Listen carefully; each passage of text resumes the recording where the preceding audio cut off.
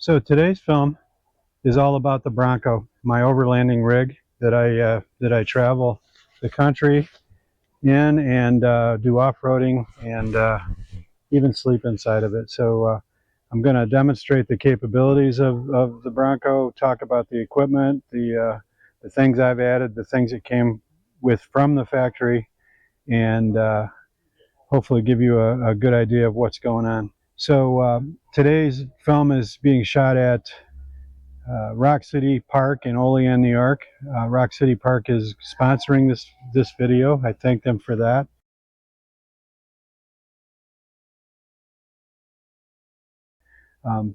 So let's get started. So here's the front of the Bronco. So from the factory, the Bronco was Area 51 paint job. It's a blue color that changes color depending on the sunlight. I'm very fond of the color. I've done all the trim work myself in orange, a contrasting color. Side steps, the wheel trim, they're not actual beadlock rims, they're beadlock capable rims. I had those powder coated orange, as well as the safari bar in the front. So one of the complaints, one of the downsides, and there are very few with the Bronco as I ordered it or as I bought it, is that it came with the capable bumper as opposed to the modular bumper. The capable bumper really isn't that capable. Not a lot I could do with it. Adding components to it or even a winch was a major hassle. I had to buy this winch mount from JCR, and it's a great winch mount, but it protrudes quite a far distance out the front of the vehicle, so that affects my my approach angle and adversely. But since I don't do a lot of really serious rock crawling, that's not a problem. I think I've only dug it into the dirt one time. But on the JCR winch mount, I've added a Badland Apex 12,000 pound synthetic line winch, which is just awesome. I've had occasion to use it 3 times lately, twice to rescue myself and once to rescue someone else. Rescue might be a bit of a harsh term. It wasn't as much of a rescue as it was just a recovery. I had a couple of times got in some deep mud going up a steep hill and needed some help. So the winch was called into action. In order to put the winch on the front, I had to relocate the license plate. And again, JCR supplied the license reload plate, bracket, as well as the front camera. And that's really important and a bit tricky since cameras all have to be calibrated. The winch mount came with a couple of toe points, which is nice. On the front, I wanted to add a safari bar, but there wasn't anything available to fit the quote capable bumper, so I had to order this safari bar and modify it to fit the JCR winch mount. And I designed it, and Billings Metal Fabricators took my design and built the mounts to actually fit the winch plate. And then of course I had that powder coated. And that safari bar came with a really cool LED light bar. And that's low beam, so you get a sense of how bright that could be if I switch that up to high beam. It's handy for night wheeling, which I don't do a lot of, but a lot of times you get into the forest and it's dark and vehicles approaching might not see you. So I've got the light bar on the safari bar, and I also have a couple of ditch lights. I've got those running on amber right now, but they also get very bright. This week I just added a set of LED lights on the back bumper as well. So, but we'll get to that in a moment.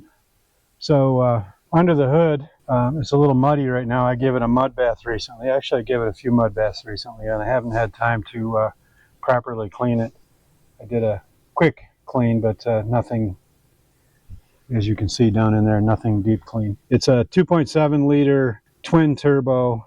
It's got some guts. It puts out a little over 300 horsepower, And even though I'm carrying right now over 6,000 pounds in this Bronco, it moves down the road, and more importantly, it climbs those hills. So I'm very pleased with this. I'm very pleased that I got the 2.7 liter as opposed to the 2.3. Although I've never driven a Bronco with a 2.3, so that's really not an aspersion being cast. It just means I'm happy with what I have.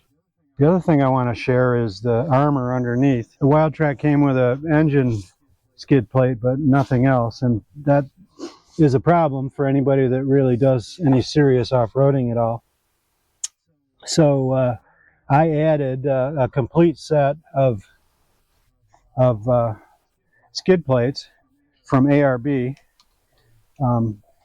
Very nice thick steel skid plates. Unfortunately, skid plates didn't include for the fuel cell, so I added a JCR fuel cell skid plate, which I'm very pleased with, and it's taken some big hits already and saved me a breakdown in the forest and saved me a big expense to have the fuel cell replaced. So up top, I have a Yakima cargo box, which, as you can see, I've blinged out with decals from most of the places that I've visited. There have been a few that have not offered decals, and that kind of bugs me. But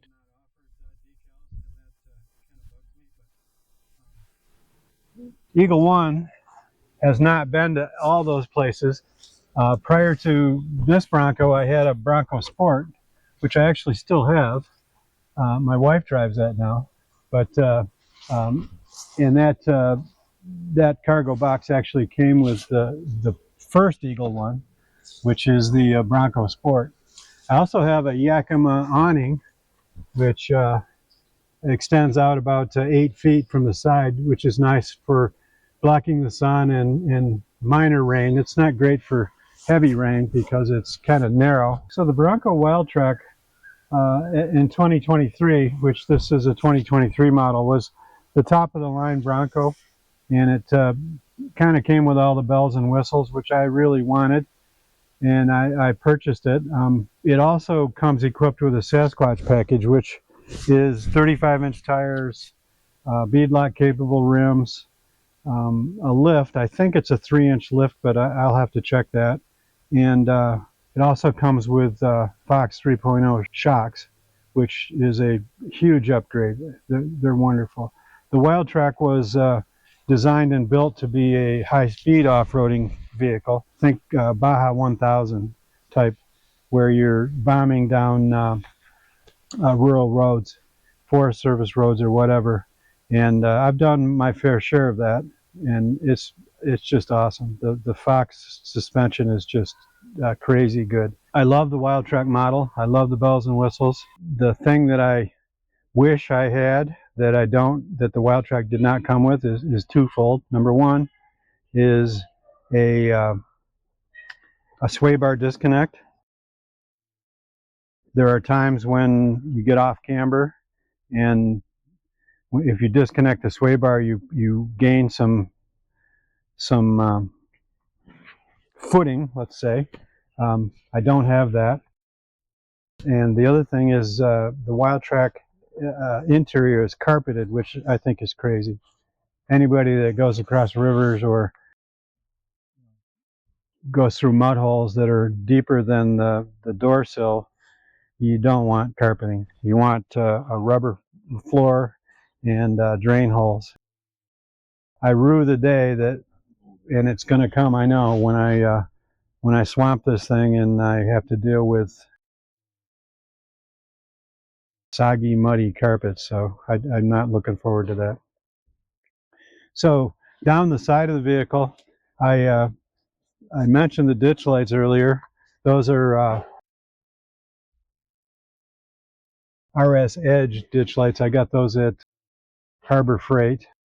They're very nice. They have amber, spot, and flood. They're very bright. I mean, they'll light up the forest like you can't believe. I bought 2 sets of IAG steps. It's pretty high. It's got 11.5 inches of clearance, so getting in and out for my wife was a little bit of a problem. So I put the steps on. Obviously, that kind of compromises the skid plates. If I do any rock crawling, I usually pull those off. So and they go on and off very easily. Looking at the back of the car, so everything is stock back here except the bumper and the license plate relocation. Oh, and Sasquatch riding the Bronco. So I just put the bumper on, and I just installed the floodlights. Those are very nice for, when you're setting up camp, or if you're backing up in the dark. Pop those on, and it lights up the countryside. Toe points, I had powder coated orange and remounted those to the bumper. The bumper gives me a lot better departure angle. The previous bumper, which by the way, the departure angle wasn't satisfactory, and I broke it one of my trips to the Attica ATV park, and so I more or less had to buy the bumper, and I got one with much more clearance, especially on the sides. So one of the things people ask me, I've done so much to this.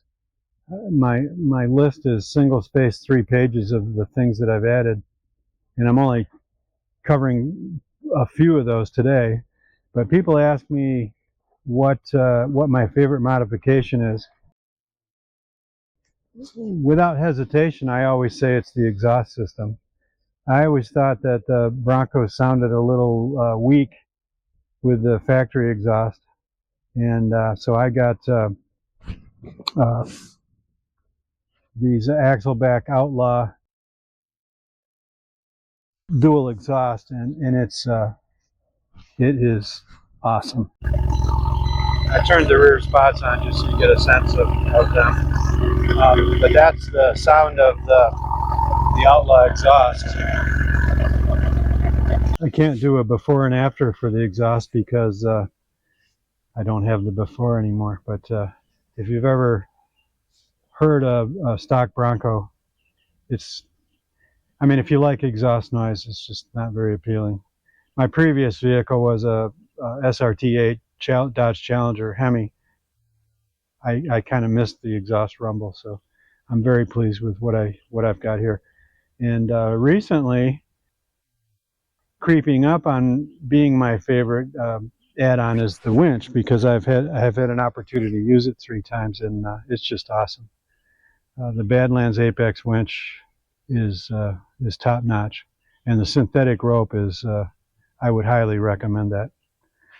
You can also see that here's one of my GoPro mounts I've added to the spare tire, and that comes in handy when you're on the trail and you're with other people who don't mind being on film. I get a lot of video of people following me and them going through water features and mud pits and whatnot, so that's a lot of fun. You can see in my rear window I've got a lot of my suppliers. I got their logos, their decals on the back. I also do the BDRs, and if you don't know what a BDR is, look it up. It's really cool. If you're an off-roader or even a motorcyclist with an off-road capable bike, the BDRs are very cool.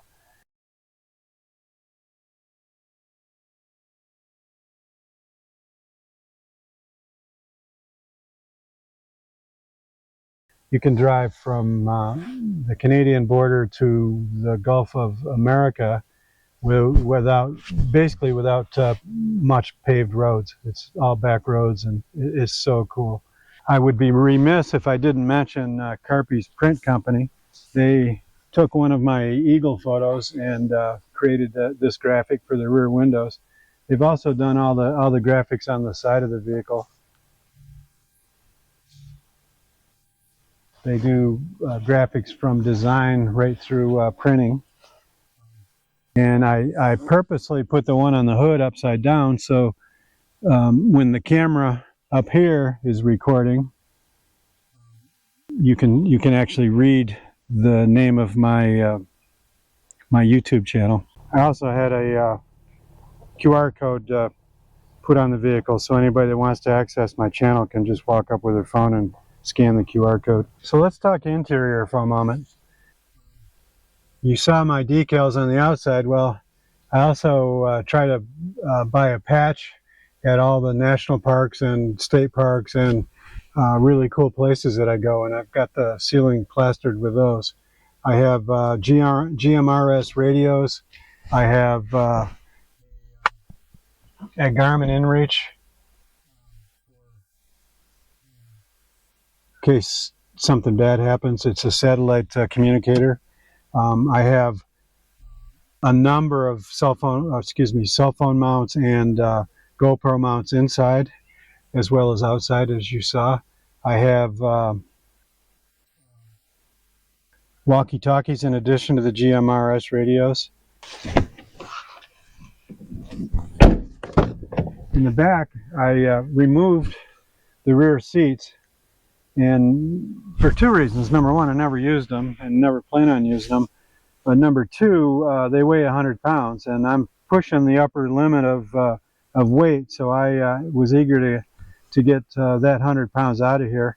I bought this drawer system and sleeping platform, which I'll show in a moment, and it weighs almost 100 pounds, so it was a trade-off. But I've added things like battery-powered, USB-powered fans for sleeping at night. I've added a lot of lights. One of the issues with the Bronco is interior lighting. It's just horrible. Exterior lights are awesome. The lights under the mirrors, the headlights, the fog lights, very good, but interior, not so much. And that, I think, applies to all models of Bronco, not just the Wildtrak. I added an attic. There was a lot of wasted space up above, unused space, not necessarily wasted. That's where I keep all my winter coats, my raincoats, my rain hats, and things like that. I've had Molly panels on the backs of the seats, and pretty much everywhere I got Molly panels. But let me talk center of gravity for a moment. I'm going to get sciencey on you here for a minute. One of the biggest issues that off-roaders face is when they're on a road or a trail that has substantial camber to it. Vehicles tend to get top heavy and want to tip, and it's basically center of gravity. And center of gravity is defined by where the weight placement is, how low or how high, and also the width of the vehicle. And the Bronco is nice from the standpoint of width because it's a very wide vehicle. It's not nice going down narrow trails, but it's nice from a center of gravity standpoint. The fact that it has wide 35-inch tires that you normally take the air out of, a lot of the air out of when you're on a trail, also helps. But when I first started overlanding, I was putting a lot of stuff up in the cargo box, a lot of heavy stuff, like my air compressor, which weighs like 40 pounds, and my traction boards, which are heavy, and I wasn't really thinking. So now I'm only putting light stuff up there. That's where I keep my sleeping bag and a couple of emergency road kits and very lightweight stuff, and luggage if I take luggage, which I tend to pack in soft-sided bags, and I pack light because when you're overlanding, you're not so worried about having 17 changes of clothes. So, and then I took everything that's heavy and put it as low as possible. So down here where the seats used to be is where I keep my tools and my off-road recovery gear and my air compressor and things like that. And so what I've done is I've put the weight towards the bottom. In addition to that, my skid plates, which are very heavy, very thick steel, are even lower yet, they're underneath the floor, so that's helpful from a center of gravity standpoint. About the only heavy thing that I have above the previous seat line is a couple of power stations. This power station here, I don't use it a lot, but I did use it a couple of times last weekend. It's a power station, a battery, but it also has AC outlets, USB outlets. It has an air compressor. I wouldn't want to pump these monster tires up with it, but I've used it to pump up bicycle tires, and in emergency, I'm sure I could pump up one of my tires. But I have a full-blown air compressor down underneath. But the other thing is it's a jump starter, and I used it twice last weekend up in Attica. It's got enough amperage to jump start a car, which I did twice. So in the back, I've got a couple more power stations. I've got a Jackery 550 watt, which I swear by. It's awesome. I also have solar panels to charge that, and the solar panels do an amazing job. I've got fire extinguishers. I have 2 fire extinguishers in the vehicle, one in the front, one in the back. My recovery boards are here, and I got this fancy slide out fairly recently. It's designed specifically for the Bronco by a company called Wheels and Feels. I wish I could give them a better rating, but I've had some issues. I'll just leave it at that. I have a tailgate table, which is pretty cool. It's got molly panels on the bottom. As you can see, I keep my mess kit and my a lot of straps and tie downs in there, but it folds down, and it's got plenty of space for a camp stove or whatever. I do put my camp stove on there when I cook, which I do quite a lot. So when the slide out is pulled out, I have access to the tools, the jack and the other tire changing tools that came with the Bronco, but I never use those. I have my own. I have a hydraulic jack and a bottle jack and an impact driver, which is really nice to changing tires. The big problem, I've already had 2 flats on the trail, and the big problem I have is these tires and wheels weigh 75 pounds. And if you've ever tried to manhandle a 75-pound tire on a rocky trail, off camber, uphill, unlevel, it's a bit of a challenge. I got through it twice now. I've had to change a tire. But I have on the slide out, I have this Iceco LF35. I believe that's 35 liters capacity refrigerator freezer. And what's really nice is that the freezer can be used as a refrigerator or a freezer. I don't have a lot of use for a freezer. I've barely ever used the freezer. So I almost always just set that at refrigerator temperature, and it gives me extra capacity. I drink a lot of Diet Cokes, and having a space for another 10 Diet Cokes is always a good thing. Interestingly, if I slide this piece back, underneath the slide out is some really cool storage. I keep my supplies here, paper towels, plastic forks, and, aluminum foil, that kind of stuff. And in the front, there's this little thing that pulls out, and there's a folding sink that goes in there. I have to remove the food that I've stored in here, but this sink will go in there, and then there's a faucet that plugs into these things that's battery powered, and you can actually pump water out of a gallon jug or a 5-gallon can or whatever you have, to wash dishes or whatever. So it's really cool. And there's a drain hole in the bottom, of course. So really cool. So really, when I'm overlanding or camping, I have everything I need. I can cook dinner. I can do dishes. I've got a fridge. I can even take a box of ice cream if I wanted to. Oh, and I didn't mention, I eat a lot of Mountain House freeze-dried food while I'm on the trail, and you might say, well, that doesn't sound that good, but it's really awesome.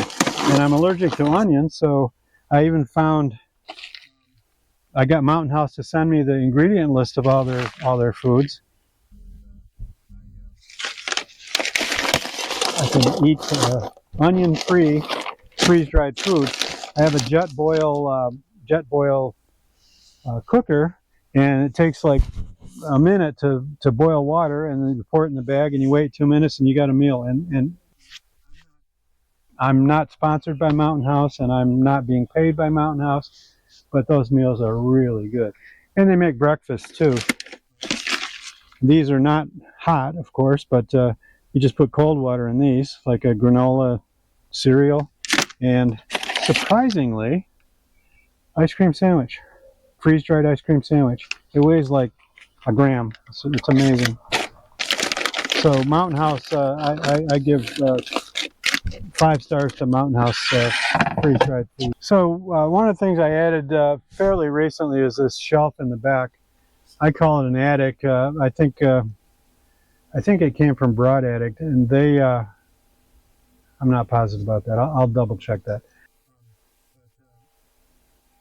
They call it a cargo space shelf, upper shelf or something like that, but I got a lot of stuff up there. Most of it's lightweight, other than the Jackery. That's weighs a fair bit, but again, to keep my center of gravity low. It's very handy. It was pretty much wasted space before. And I didn't mention this, but the sleeping platform, if you see those totes up in the front there, they go up overhead at night when I'm going to sleep down there. I've taken some Velcro strips, and I have a sleeping bag mat that I put Velcro strips in the same spots, and so I can Velcro that down so it doesn't want to tend to roll up on me. Throw a sleeping bag on there, and that's long enough for me to sleep in just fine. I also have a hammock system. I can't really show it very well in the configuration I have it, but the hammock was made by a company called Meraki. It was designed specifically for the Bronco, and it goes from the rear C pillar to the front A pillar diagonally. This is the hammock material right here. It's very strong. I've slept in it a dozen times, and it's like parachute fabric. It doesn't seem like it's that strong, but it's strong. So I alternate.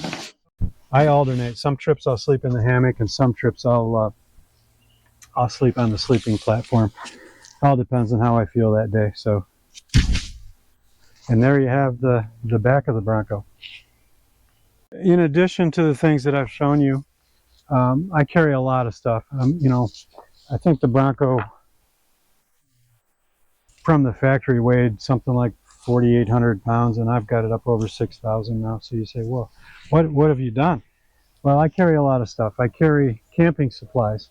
I have a fire pit that sits on top of the picnic table. It actually has a cooking grate on it. I find that very useful for cooking hot dogs because I can char them, which I like. I have a hatchet, an axe, and a camping shovel and a camping knife. I have a chainsaw. I have a Bauer battery-powered 20-volt chainsaw, which uses the same battery as my 20-volt impact wrench, which is nice because I don't have to have 2 different sets of batteries. The chainsaw works great for small trees, branches, whatever. When you're off-roading, especially out west, you never know when there's going to be a tree across the trail. In fact, it happened to us in Pennsylvania last summer. We're riding along, and there's a tree falling right across the Forest Service road that the Forest Service people hadn't gotten to yet. So having a chainsaw is a good thing. And some other stuff, fire starters, and I have a Coleman camp stove. I mentioned the jet boil cooker. I also have survival gear, and you might think, well, that's a little overboard, but if you've ever been out west on maybe the BDR or some of the BLM lands out there, and you're out there by yourself, survival is a consideration. Something breaks down, or you get stuck and can't get out, or whatever. For example, I keep 2 canisters of bear spray, one in the door for the driver and one in the door for the passenger if I ever have one.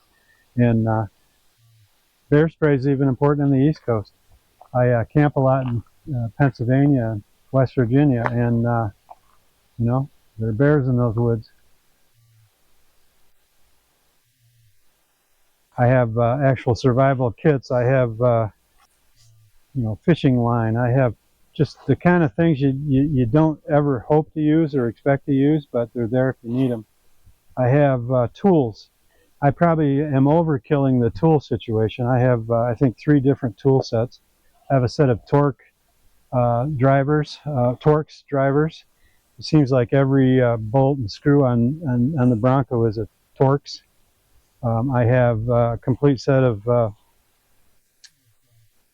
deep sockets for the impact driver that I have. It's been suggested I get rid of most of those because my lugs are 19 millimeter, but sometimes they help other people on the trail, and you just don't know what size you're going to need. So I have a full set of those. And all in all, I probably have 100 pounds of tools in this thing. Is it overkill? Yeah. Have I ever needed a tool that I didn't have yet? No. I've always had everything I needed. So, and the other thing, which may be the most important of all, is I have a complete recovery kit. I call it off-road rescue kit. I've been actually using that lately. As I mentioned, I winched 3 times, but I've used the traction boards. I have 2 different tree savers. Tree savers are when you winch off a tree, you don't want to put the winch line directly against the tree because it'll rip the bark off and damage the tree. And one of the things about overlanding and off-roading is you always want to leave it better than you found it. And damaging trees does not fit that scenario. In a future video, I'll get all this rescue gear, recovery gear out and demonstrate it, or at least show it. But I also have multiple sets of D-rings. I have soft shackles. I have a lot. I probably have at least 100 pounds. And if you throw in the compressor, you're probably looking at 150 pounds of recovery gear, maybe more. What I didn't mention that I have, and I'm not sure which category to put this in, just general overlanding, I guess, is when you go off-road, especially out west where you get a lot of rocks and rough roads, you want to air down your tires. And depending on the terrain, you may air down to 12, 15, 20 psi. The tires run at 39 or 40, so that's quite a lot. That gives you a much softer ride. It's easier on the suspension. The tires are more forgiving, and they take up a lot of the shock that would normally go right to the springs and shocks and the drivetrain of the vehicle. So airing down is kind of always been a hassle.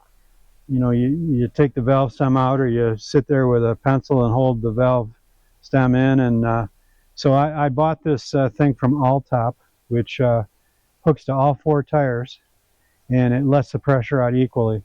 It not only lets you deflate the tires, it makes sure that all the tires are deflated to the same number, which is helpful.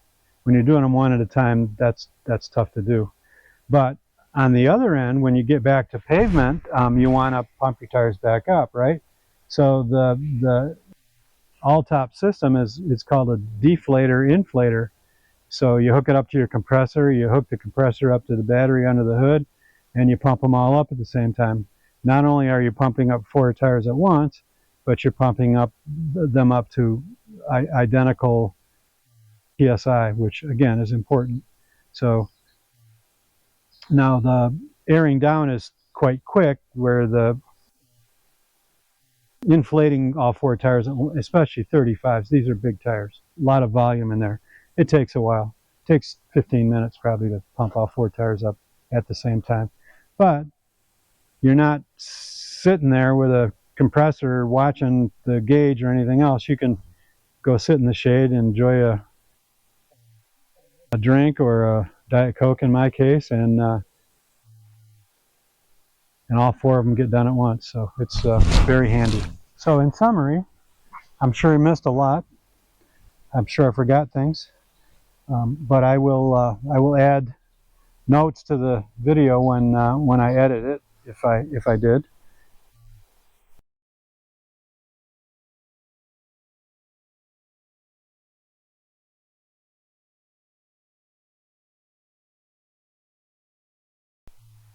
That's it from beautiful Rock City Park in Olean, New York. I hope you enjoyed the video, and if you have any questions, leave a comment. Beautiful and surreal is Rock City Park in Olean, New York.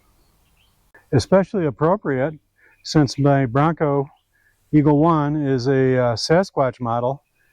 This is Bigfoot territory, and I'm sure you all know that Bigfoot is a Sasquatch, or Sasquatch is a Bigfoot.